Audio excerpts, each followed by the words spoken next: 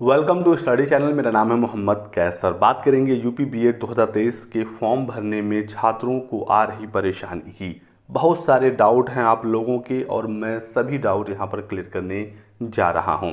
पूरा फॉर्म कैसे भरना है इस पर मैंने ऑलरेडी वीडियो बना दिया है, डिस्क्रिप्शन बॉक्स में लिंक है, एक बार वीडियो देख लीजिए, आपके सभी डाउट दूर हो जाएंगे। और आज के वीडियो में जो आपने सवाल पूछे थे उसका जवाब मैं देने जा रहा हूं।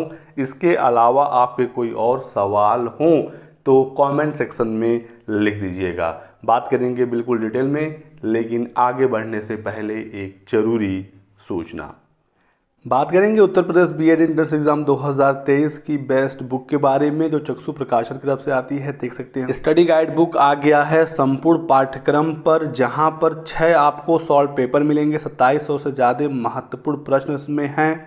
बिल्कुल नए लेटेस्ट सिलेबस के आधार पर इसे तैयार किया गया है। यदि आप बीएड एंट्रेंस एग्जाम 2023 में अच्छा करना चाहते हैं तो इस बुक को चेकआउट जरूर करिएगा। स्टडी गाइड बुक के साथ साथ इनका प्रैक्टिस सेट भी आ गया है, जिसमें आपको 15 प्रैक्टिस सेट देखने को मिलेगा, 6 सॉल्व पेपर भी हैं और 3900 से ज़्यादा महत्वपूर्ण प्रश्न हैं बहुविकल्पी। डिस्क्रिप्शन बॉक्स में लिंक दिया गया है यदि आप इसे खरीदना चाहते हैं ऑनलाइन, और यदि आपको ऑफलाइन लेना है मार्केट से तो वहाँ पर भी ये बुक ईजिली अवेलेबल हो जाती हैं। तो ये है दोस्तों यूपी बीएड 2023 का फॉर्म, और सबसे पहला स्टेप आपको यहाँ से शुरू करना है। बिल्कुल आपको अपनी डिटेल्स हाई स्कूल की मार्कशीट के अकॉर्डिंग भरनी है। 10th का जो मार्कशीट है उसको रखिए अपने सामने, अपना नाम, father name, mother name, date of birth वगैरह सब कुछ आपको उसी के अकॉर्डिंग भरना है। मोबाइल नंबर, मेल आईडी आपको अपना खुद का पर्सनल यूज करना है, क्योंकि इसकी ज़रूरत पड़ेगी काउंसलिंग के समय। कुछ लोगों को मोबाइल में फॉर्म भरने में प्रॉब्लम आ रही है क्योंकि इसके आगे स्टेप समझ में नहीं आ रहा है, तो आपको पीसी पर लॉगिन करना होगा, तब आपको एडिट वाला ऑप्शन आसानी से दिख जाएगा। आप यहां पर क्लिक करेंगे, पूरा कंप्लीट फॉर्म आपके सामने आ जाएगा और आप स्टेप बाय स्टेप पूरा फॉर्म भर सकते हैं। पर्सनल डिटेल सबसे पहले भरनी है, फिर क्वालिफिकेशन डिटेल, उसके बाद वेटेज डिटेल और प्रेफरेंस और पेमेंट आपको करना है। सेंटर वगैरह लास्ट में भरना है। तो कंप्यूटर आपके पास हो या कहीं से व्यवस्था आप कर सकते हैं तो करवा लीजिए। और यदि आप साइबर कैफ़े वगैरह पर फॉर्म भरवा रहे हैं तो भरवा लीजिए, उनसे कोई समस्या नहीं है, लेकिन बिल्कुल आपको नज़र बनाए रखनी है स्क्रीन पर। साइबर कैफ़े वाले भैया के भरोसे आप मत बैठिए, वो कुछ भी गलत फॉर्म भर देंगे, बाद में कहेंगे कि अब क्या कर सकते हैं, गलती हो गई, और ऐसे में आप भी कुछ नहीं कर सकते। तो ध्यान रखना है। और किसी से भी आप फॉर्म भरवा रहे हो, डिटेल्स आप अपनी खुद की भरेंगे, मोबाइल नंबर, मेल आईडी आपको अपना देना है, नहीं तो आगे चलकर समस्याएं उत्पन्न हो जाएंगी। ये सब तो बेसिक डिटेल्स हैं, आप आराम से भर ही लेंगे। और यहाँ पर कैटेगरी वगैरह है, फिजिकली हैंडीकैप, और ये सारी चीज़ें आप भर लीजिएगा। कम्युनिकेशन एड्रेस में आपको पहले पत्राचार का पता भरना है, यानी कि आपको अपना प्रेजेंट एड्रेस, आप जहां पर हैं वो एड्रेस भरेंगे और आराम से पूरा एड्रेस आप लिखिएगा। नीचे परमानेंट एड्रेस है जो आपके आधार कार्ड वगैरह पर होगा, तो परमानेंट एड्रेस आपको भरना होगा। यदि दोनों सेम टू सेम है तो कोई दिक्कत ही नहीं है, पूरा ऊपर वाला डेटा ही नीचे आपको भरना होगा। ऐसे में आपको दोबारा से पूरा डेटा भरना नहीं है। परमानेंट वाले सेक्शन में आपको यहाँ पर दिख जाएगा, या आप यहाँ पर यस कर देंगे तो ऊपर वाला डेटा पूरा ऑटोमेटिक नीचे कॉपी हो जाएगा। और यदि आपका दोनों अलग है तो नो करके अलग वाला डिटेल यहाँ पर भर दीजिए।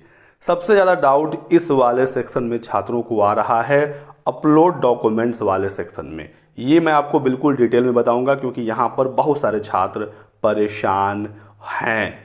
सबसे पहले यहाँ पर अपलोड करना है आपको अपना फ़ोटो के लिए दोस्तों आपको बस इस चीज़ का ध्यान रखना है कि फ़ोटो का साइज़ 25 से लेकर 50 KB के बीच में हो। फॉर्मेट JPEG JPG वगैरह हो, जो नॉर्मल फॉर्मेट होता है, आपका काम चल जाएगा।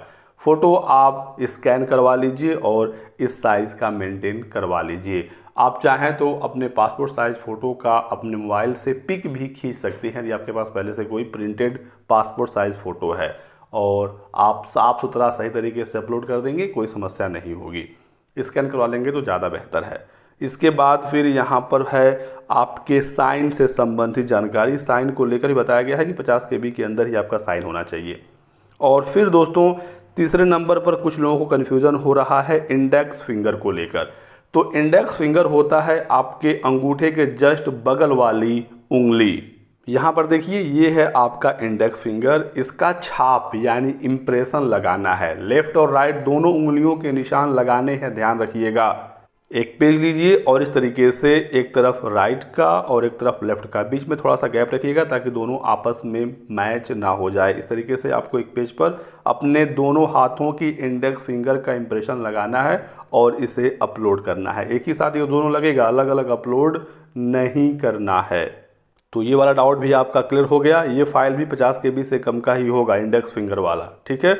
तो इससे अब हम लोग आगे बढ़ते हैं। जो भी डॉक्यूमेंट आप स्कैन कर रहे हैं वो साफ साफ दिखना चाहिए। इसके बाद बताया गया है सर्टिफिकेट के संबंध में, तो जो रिजर्व कैंडिडेट हैं यानी OBC SC ST उनको अपने जाति प्रमाण पत्र अपलोड करने हैं और ये साफ साफ दिखना चाहिए। सर्टिफिकेट पर जो नाम लिखा है और आपका जो नाम है फॉर्म भरते समय वो बिल्कुल सेम होना चाहिए। तो ये चीज़ बताई गई है। देखिए OBC SC ST जो PWD वाले छात्र हैं उनका भी लगेगा सर्टिफिकेट, और यदि आप यूपी के हैं डोमिसाइल सर्टिफिकेट भी आप यहाँ पर अपलोड करेंगे यदि यहाँ पर मांगा जाता है।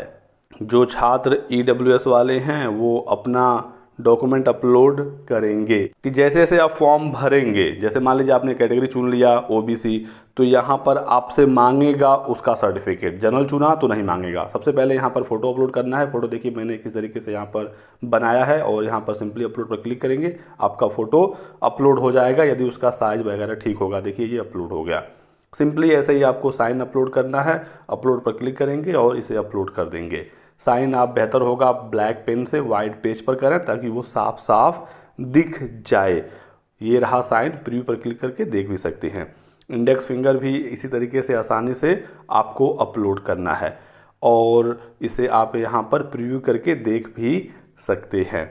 अब यहाँ पर दोस्तों एक और बहुत बड़ा कन्फ्यूज़न है। यहाँ पर बहुत सारे YouTube चैनल वाले बता रहे हैं कि यहाँ पर इस वाले सेक्शन में 10th 12th और ग्रेजुएशन सबकी मार्कशीट आपको अपलोड करनी है। ऐसा कुछ नहीं है।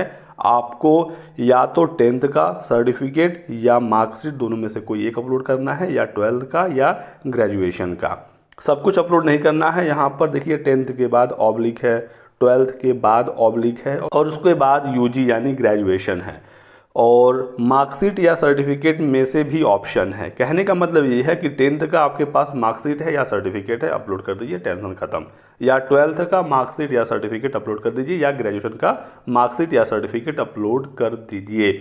और ग्रेजुएशन की जो मार्कशीट होगी वो फाइनल ईयर वाली होगी और सर्टिफिकेट आ गया है तो वो भी आप अपलोड कर सकते हैं। सब कुछ अपलोड नहीं करना है। यहाँ पर एक चीज़ का और ध्यान आपको रखना है कि यदि आप यूपी के हैं यानी यूपी का डोमिसाइल है आपका और आपने अपनी पढ़ाई भी यूपी से ही की है, तो ही आप अपने 10th या 12th या ग्रेजुएशन की मार्कशीट अपलोड करेंगे। साफ साफ यहाँ पर है कि आपकी जो मार्कशीट या सर्टिफिकेट है which is issued from college या यूनिवर्सिटी या बोर्ड फ्रॉम यूपी, तो आपका ये यूपी से ही इशू होना चाहिए। यदि आप यूपी के हैं और यूपी से ही पढ़ाई किए हैं तो ही अपलोड करेंगे, वहाँ से ये पूरा डेटा आपका ले लिया जाएगा। और यदि आप यूपी के हैं लेकिन पढ़ाई आपने बाहर से की है तो ऐसे में आप क्या करेंगे, यहाँ पर आप यूपी का डोमिसाइल अपलोड करेंगे, क्योंकि यहाँ पर ऑप्शन है और करके डोमिसाइल बिलोंग्स टू यूपी, तो आपको इस कंडीशन में अपना निवास प्रमाण पत्र अपलोड यहाँ पर करना है।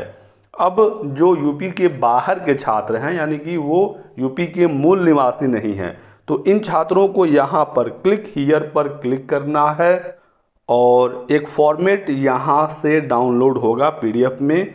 आप यहाँ पर देखिए साफ साफ लिखा है केवल उन अभ्यर्थियों के लिए जो उत्तर प्रदेश के मूल निवासी नहीं हैं, जो यूपी के नहीं हैं, तो उनको ये फॉर्मेट डाउनलोड करना है, इसे भरना है, वेरीफाई करवाना है उप जिलाधिकारी या अतिरिक्त जिलाधिकारी से, और फिर इसे स्कैन करना है और इस वाले सेक्शन में अपलोड कर देना है। तो ये चीज़ आप समझते रहिएगा। EWS वाले अपना करेंगे। यदि आप EWS नहीं है, ऑप्शन आप सेलेक्ट ही नहीं करेंगे तो ये आपको ऑप्शन दिखेगा ही नहीं। OBC SC ST वालों को उनका वाला ऑप्शन दिखेगा। तो ये है पूरा दोस्तों तरीका और इसके अकॉर्डिंग आपको अपने फॉर्म को भरना है। सब कुछ भरने के बाद सेव एंड नेक्स्ट कर देंगे, आपका फॉर्म आगे बढ़ जाएगा। यहाँ पर आप अपना स्ट्रीम चुन लेंगे बीएड के लिए, ये आपके ग्रेजुएशन के आधार पर चुना जाएगा। यहाँ पर आपको अपने 10th की पूरी डिटेल भरनी है, कहाँ से किस बोर्ड से आपने पढ़ा है, क्या प्राप्तांक था, क्या पूर्णांक था, किस साल आपने 10th पास किया था। यहाँ पर मैं आपको एक चीज़ और बता दूं कि आपको 10th का यहाँ पर मार्कशीट या सर्टिफिकेट भी अपलोड करना है। इस वाले सेक्शन पर क्लिक करके ध्यान रखना है कि उस पर आपका डेट ऑफ बर्थ जरूर लिखा होना चाहिए। आपकी मार्कशीट पर लिखा है तो मार्कशीट अपलोड करेंगे, और यदि आपके सर्टिफिकेट पर लिखा है तो सर्टिफिकेट अपलोड करेंगे। ऐसे ही यहाँ पर आपको 12th की सारी डिटेल फिल करनी है, कितना प्राप्तांक है, कितना पूर्णांक है, 12th आपने किस साल पास किया था वो ईयर सेलेक्ट करेंगे। तो आराम से फॉर्म भरिएगा, हड़बड़ी नहीं है, नहीं तो हड़बड़ी में गड़बड़ी हो जाती है। और 12th का आप यहाँ पर मार्कशीट अपलोड करेंगे तो ये चीज़ आप समझते रहिएगा। और फिर आपको अपने ग्रेजुएशन की डिटेल्स यहाँ पर भरनी है। तो ये कुछ आप लोगों के डाउट थे जो मैंने यहाँ पर पूरी कोशिश की है सही तरीके से आसान भाषा में आपको समझाने की। वीडियो पसंद आया तो लाइक और शेयर जरूर कर दीजिएगा। कोई भी डाउट हो तो कमेंट सेक्शन में लिखें, आपके सवाल का जवाब बहुत ही जल्दी दिया जाएगा। हमारे साथ बने रहिएगा और शेयर करिएगा इस वीडियो को अपने दोस्तों के भी साथ, ताकि उनको भी जानकारी मिल सके। और यहाँ पर दोस्तों जो आपको अपने ग्रेजुएशन की मार्कशीट अपलोड करनी है वो फाइनल ईयर की ही करनी है, साफ साफ बताया गया है। तो फर्स्ट ईयर या सेकेंड ईयर वाला मत करिएगा, फाइनल ईयर का ही करिएगा। इसके बाद फिर कुछ वेटेज का ऑप्शन आएगा, आप इसको यस नो में भरेंगे अपने अकॉर्डिंग, और फिर फाइनली अपना सेंटर फिल करेंगे। 5 ऑप्शन आपको सेंटर के भरने हैं, और फिर सिंपली आप यहाँ से आगे बढ़ेंगे और फी का पेमेंट कर देंगे, आपका फॉर्म फाइनली सबमिट हो जाएगा। बहुत बहुत शुक्रिया वीडियो को लास्ट तक देखने के लिए। Thanks for watching.